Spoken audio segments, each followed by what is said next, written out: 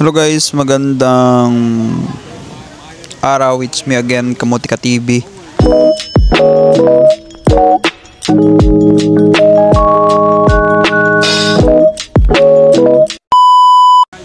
Ayan, shoutout sa lahat. Nandito tayo sa isang lugar kung saan ako lang nakakalam. Ayan, secret place yan dito sa Macau. Ayan guys, shoutout sa lahat. Shoutout sa mga lagi nanonood sa vlog ko. Thank you so much guys sa support. Sa mga mahilig mag Facebook dyan, ayan, pwede nyo kayo follow sa FB page ko, same name. Ayan, pwede nyo ko PM doon sa may mga tanong. Ayan, and sasagot naman tayo pag hindi tayo busy. Ayan, salamat guys, salamat. And ayan, shoutout muna tayo sa mga mandirigma dito sa Macau. Ayan guys, kaya nyo yan, huwag kayo mawalan ng pag-asa. Ganon din ako dati, ganyan din ako eh, di ba? Nawawala ng pag-asa pero hindi ko sumuko. And dahil sa malakas loob natin and madiskarte tayo finally, ayan, dahil nagpipray tayo, ayan, binigyan tayo ng blessing ni Lord. Ganoon naman talaga, dapat hindi ka sumuko. Kasi kung susuko ka, yun, yung gusto mo mangyari is hindi mo makakamit. Sample, gusto mo magkatrabaho dito sa Macau, and dahil sa napagod ka na, nawalan ka ng pag-asa, yung nangyari is tinamad ka na, diba? Kung may gusto ka guys, gawin mo na ng lahat. Ibigay mo yung the best mo, diba? Wag mong sayangin yung araw mo. Huwag mo sayangin yung punta mo dito. Huwag ka papayag na wala mangyari sa gusto mo, diba? Marami kasing na-field field dito. Pero guys, kung na-field man kayo, for sure sa pangalawa na subok nyo, matik yun, meron na yun, diba? Ganoon naman. Ang daming sumubok. Mga kasama ko dati sa Thailand. Unang punta nila dito, wala. Tapos pagbalik yun na, meron na. Di ba ganun lang? And guys, nag-Thailand din naman ako eh. Di ba? Thailand ako. And then, gusto ko ma-experience Thailand. And marami kasi nagtatanong sa akin before, ano bang Thailand? And sinubukan ko mag-Thailand. Diba? Ganun lang. And dapat subukan natin lahat. Diba? Ayan, for today's video, i-explain ko lang guys, kasi lagi kong sinasabi na apply kayo sa mga agent. Marami kasi na-upload sa reels ko dito rin sa YouTube na about sa mga agency dito sa Macau and sa Pilipinas. Ano bang pwede applyan, ano bang magandang agency, anong legit. Nagugulan kasi sila, kung ako nagugulan din kasi hindi ko alam kung sino ba nagko-comment, saan ba galing yung comment niya. Wala kasing address. Sabihin na paano mag-apply dyan. Sasabihin ko na saan ka ba, tatanungin pa. And guys, pag mga nagko-comment sa akin, sabihin nyo na kung saan kayo location para maibigay ko kagad kung anong gagawin nyo. Ayan, ito lang yung masasagot ko. Nire-recommend ko talaga guys na dito na mismo mag-apply sa Macau. Diba? Yun lang, kasi pag dito kayo sa Macau mag-apply, mahirap, lalo na especially sa galing Pilipinas. Mahirap paano makapunta ng Macau. Ang dami mong pagdadaanan makapunta lang ng Macau. Diba?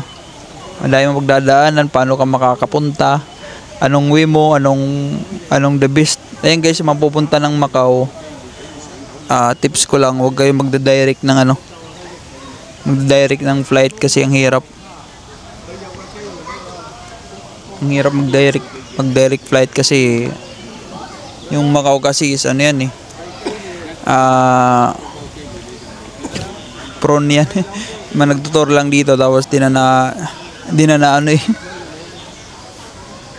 nakakauwi. Kaya yan ng immigration dito sa Macau, yung mga pupunta, kumbaga matik na yun, 99% offload na nila yun kasi alam nila hindi na makakauwi yun eh. Maliban na lang kung may kamag-anak ka dito sa Macau, tapos invite ka, yun, no choice sila na pasakayin ka kasi may invitation eh, di ba?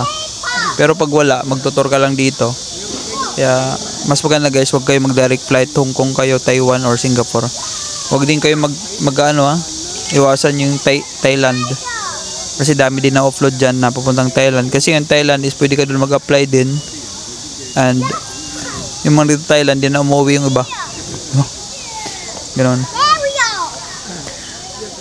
Kaya ganito gawin nyo is maghanap kayo ng travel agency yung magtutor ng Hong Kong, sabay na lang kayo, ganon, para mas mabilis, para wala kayong problema, wala din kayong isipin na kailangan pa ng show money, ganon. Pero pag yun, travel agency, di na kailangan ng show money kasi yung agency na yung magpa-process yan lahat eh, diba? Tour nga eh, diba? Group tour yun, group tour guys, group tour, sasabay ka yun, mga group tour, marami kayo nyan. May ano naman kayo, tour guide kayo, may tour guide na taga-agency. Ayan yung mas maganda guys, dito na kayo mag-apply sa Macau. Kasi dito sa Macau guys, sa requirements is passport lang. Unlike sa Pilipinas, napakahirap sa Pilipinas yung requirements natin, ang dami mong pagdadaanan, medical, o di ka, paano pag may problema ka, may sakit ka, o kaya may ano sa baga mo, ganun, possible na bumagsak ka sa medical. Yun na yun, pag bagsak ka sa medical, wala na, putol na yung pangarap mo na makapag-abroad. Kahit pumasa ka pa sa mga interview, wala ka sa medical, bagsak ka, wala pa rin, di ba? Wala ka pa rin, failed ka pa rin. Unlike dito sa Macau guys, pag dito ka apply, medical dito, BP lang eh, BP. Yun, mga domestic helper, yun, medical sa sa hospital, general check-up, medical yun. Pero bira lang yung guys sa DH. Sa mga cleaner, sa mga, bira lang din sa cleaner, sa bira lang may medical, mostly dito walang medical. Yun, karamihan pag mayroon man medical, BP lang. Ganun. Pero dito wala namang ganun na, sample sa security, bira lang, mayroon man sa security, BP lang. Basta walang ganun na katulad sa Pilipinas na medical na kailangan pa ng x-ray, kailangan pa ng dugo, walang ganun dito. Kaya mas maganda guys dito sa Macau ka mag-apply. And then mahaba yung time mo mag-apply dito sa Macau, 2 months and 20 days, ganun. Haba. Kasi kung talagang nag-apply ka dyan sa time na yon, makahanap ka kasi ang haba ang haba ng time mo. Hindi ko alam yung iba ba't di nakakahanap sa 2 buwan, may 20 days pa di nakakahanap. Iwan ko ba kung anong pinaggagawa, o kung may problema man sa CV guys, ayusin nyo. Mostly kasi sa CV, and then nahiya, ganun, and walang diskarte, ganun nangyari dito sa Macau sa mga hindi nakakahanap. Yun, nafe-failed sila sa una, pero pagbalik nakakahanap ng trabaho, wag lang talaga susuko, ganun lang. Kasi once kasi na sumuko ka guys, sayang pinagpaguran mo. Iba uuwi na lang Pilipinas, ay di ako nakahanap, na nakikita ko na lang sa comment, ay nagpunta ko dyan last year, nagtry ako, di ako nakahanap. Mahirap talaga dyan, diba? Sabi ko na lang, mahirap talaga pag wala ka talaga sa hindi ka talaga desidido, diba? Mostly dito nakakahanap guys, mga cross country, kasi wala silang inaasahan dito, talagang magpupursige sila. Unlike sa may mga kamag-anak dito, yun yung mga hindi nakakahanap agad, kasi nga umaasa sila dun sa kamag-anak, yung kamag-anak din nila is busy. Yun, wala talaga, di ba? And yun, mas maganda dito mag-apply talaga, dito ka mismo. And sa gastos naman guys dito is hindi naman sa cost of living dito lang, hindi naman malaki. Kung convert mo sa piso, convert mo lang sa 7 mo na lang. Yung piso dito sa Macau, sa Pilipinas is 7. Kaya mas maganda dito na lang. Ako dito, nagpunta ako dito sa Macau, tourist lang ako. Tour lang ako, tapos naghanap ng trabaho. Ganun. Yun, nakahanap naman ako. Diba? Kasi nga, nagpo-pursige ako. Kaya nga sinishare ko sa inyo guys yung mga experience ko, yung mga pinagdaanan ko, mga ginagawa ko dati para magamit nyo rin at saka magkaroon kayo ng idea kung paano. Mahirap kasi pag pupunta ka ng Macau tapos wala kang idea kung ano bang gagawin dito pagdating mo dito. Yung mga vlog ko guys is ano yan, mabigyan kayo ng info, mabigyan kayo ng idea kung paano at ano bang magagawin dito sa Macau pag naghanap ka ng trabaho, diba? Ganun. Ano bang mga, basta lahat na guys nandito na sa vlog ko. Marami kang matututunan about Macau sa mga gusto maghanap. Yun. Kasi yun yung experience ko. Isinishare ko.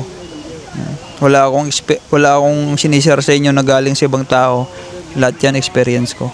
Kaya sinasuggest ko na mas maganda na dito talaga maghanap ng trabaho sa Macau. Kasi wala na dito, kung di ka nakapag-aral, high school, pwede na dito high school eh.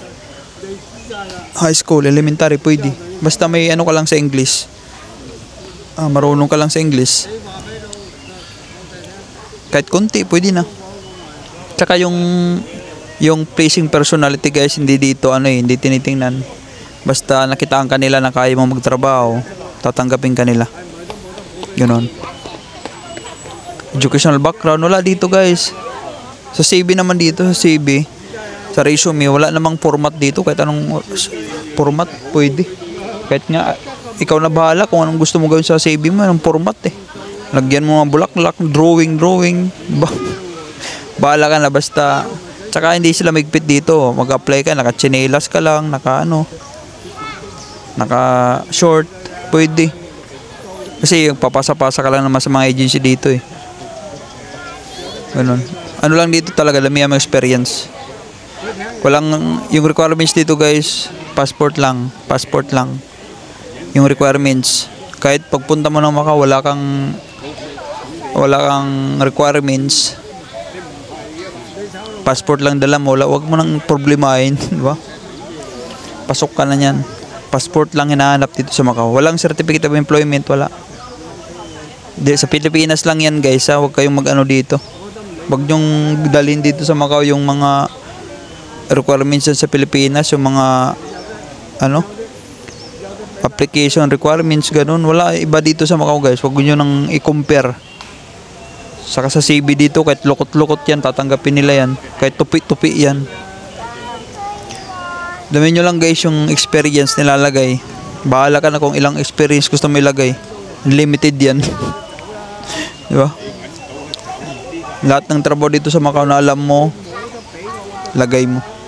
Lahat guys ng gusto nyo malaman about Macau, search nyo lang sa YouTube.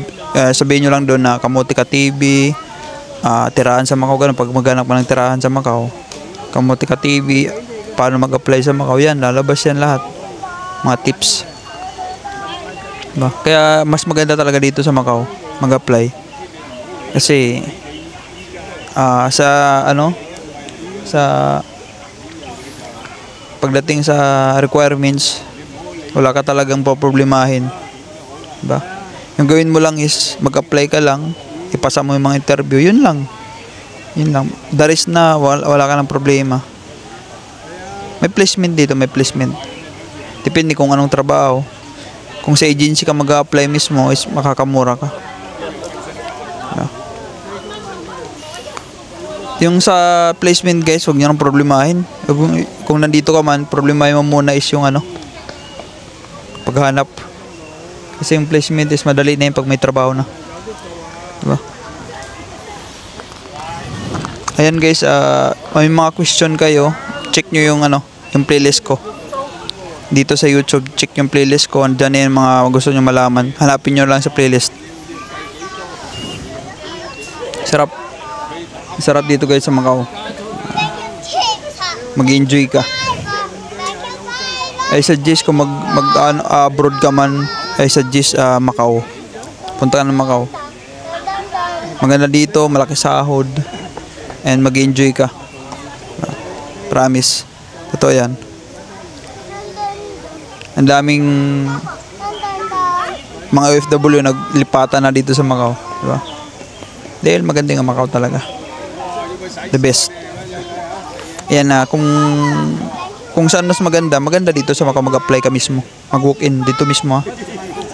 Huwag sa Pilipinas. Kasi sa Pilipinas, grabe requirements guys. Grabing requirements sa Pilipinas. Bagsak ka na doon. Wala ka palang placing personality. Pag papunta ka ng abroad, bagsak ka na. Pag high school ka lang, kailangan college graduate doon. Tapos English, ay nako. Pag mali ka lang sa English sa sagot sa Pilipinas, wala na, bagsak ka na. Diba? Kaya tapos sa Macau, okay lang, English lang. Di mo naman kailangan dito marunong ka mag-Cantonese. Basta English, okay na. Yun lang guys, yun lang muna i-share ko. Sana may natutunan kayo sa mga shinare ko ngayon. And thank you so much guys, and I love you all. Thank you so much sa support.